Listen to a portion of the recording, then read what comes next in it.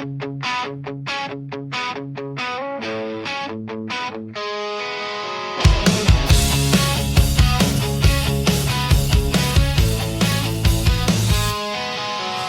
me, know your place, same small street, same old face. Hello everyone and welcome back to Ye's Law Journal. As always, this is our space to talk about law, policy and technology calmly, thoughtfully and hopefully with a good cup of coffee nearby. I'm glad you're joining us today. Today's topic might sound technical at first glance, but it actually goes to the heart of how competition authorities around the world are rethinking mergers. We're talking about non-horizontal mergers, and more specifically, China's newly issued guidelines on the review of non-horizontal concentrations. Exactly, and what makes this particularly interesting is that China is not alone here. The way non-horizontal mergers are analyzed today shows a remarkable convergence across China, the EU, and the United States, even though each jurisdiction still has its own style and emphasis. Maybe we can start with some background. For a long time, horizontal mergers were the main focus of merger control, right? Yes, historically that's been the case everywhere. Horizontal mergers are intuitive. When two competitors combine, the risk is easy to visualize. Fewer players, higher prices, less choice. By contrast, vertical and conglomerate mergers were often viewed as benign or even pro-competitive because they could generate efficiencies, reduce transaction costs, or improve coordination along the supply chain. But that intuition started to break down. It did. As industries became more technology-driven and platform-based, regulators realized that competition is no longer just about price and output. It's also about access to data, to key inputs, to users, to interfaces, and to ecosystems. A merger doesn't need to eliminate a direct competitor to reshape competition in a meaningful way. And that's really the backdrop for China's new guidelines. Absolutely. The Chinese guidelines are best understood not as a tightening of standards, but as a clarification of analytical thinking. They aim to answer a fundamental question.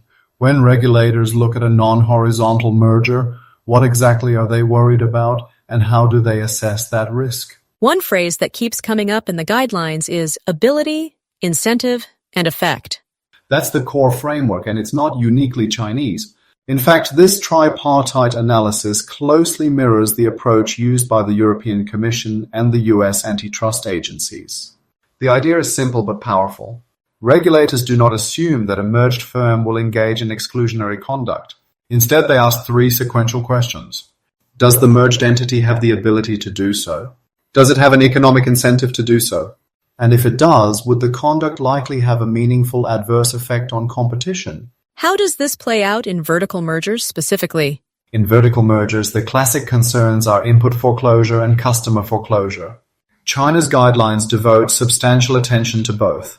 What's important is that the analysis goes well beyond market shares. Regulators look at how critical an input is, how easily rivals can switch suppliers, whether there are viable alternatives, and how costly switching would be. That sounds very similar to the EU's non-horizontal merger guidelines. It is.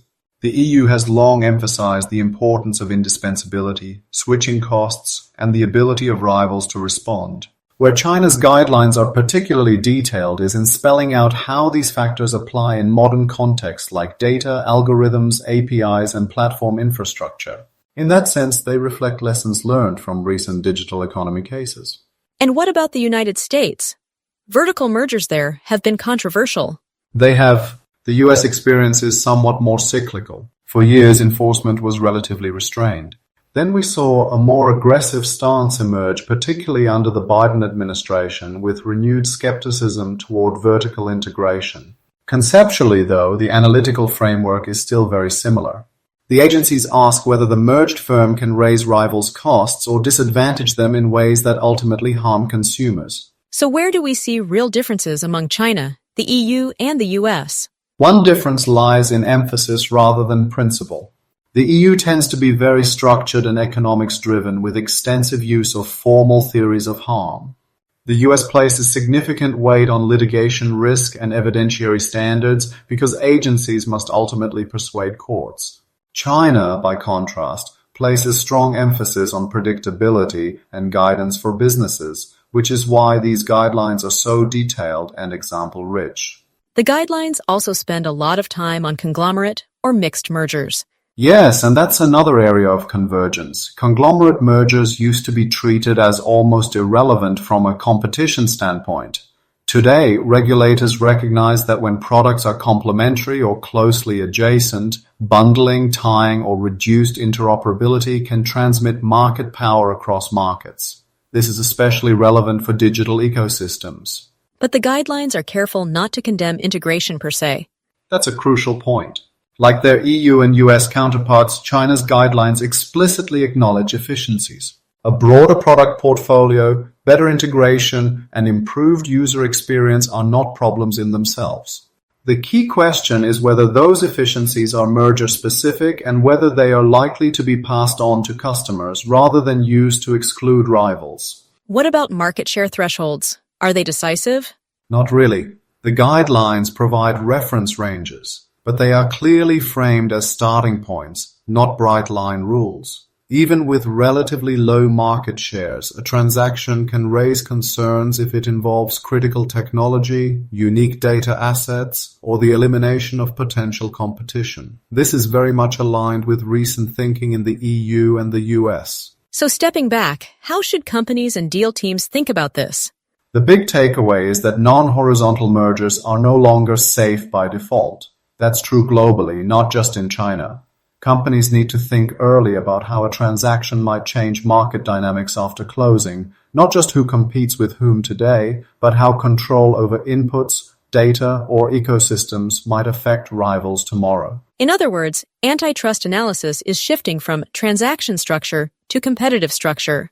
Exactly. If horizontal mergers ask who disappears, non-horizontal mergers ask how will the market work differently after the deal? China's guidelines articulate that question very clearly, and in doing so, they place China squarely within the global conversation on modern merger control. That feels like a good note to end on. I agree. That's all for today's coffee chat. Thanks for listening, and we look forward to continuing the conversation next time.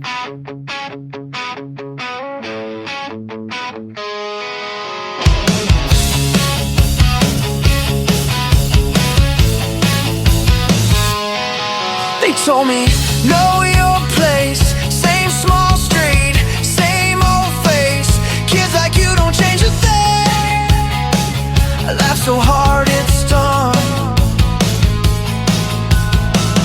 Pack my doubts in a one cheap bag, chasing down a life they said I'd never have.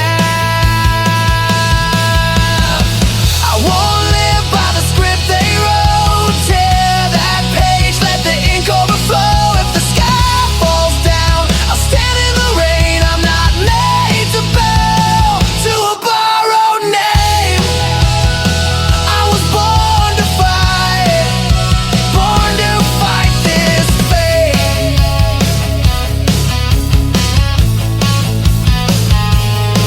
Late shifts, burned hands, clock hits 3, eyes like sand.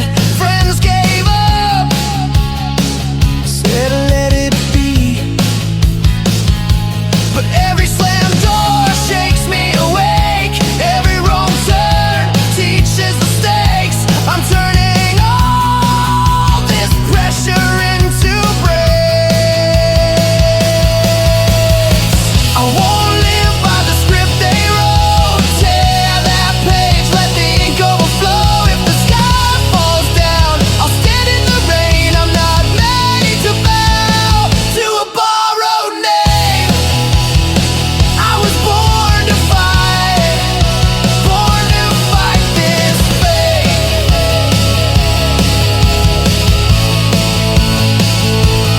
How many times can a promise break before it hardens into stone? How many nights talking to the dark till you call your fear your own? I take that hurt, wear it like armor. Every setback pushes me farther.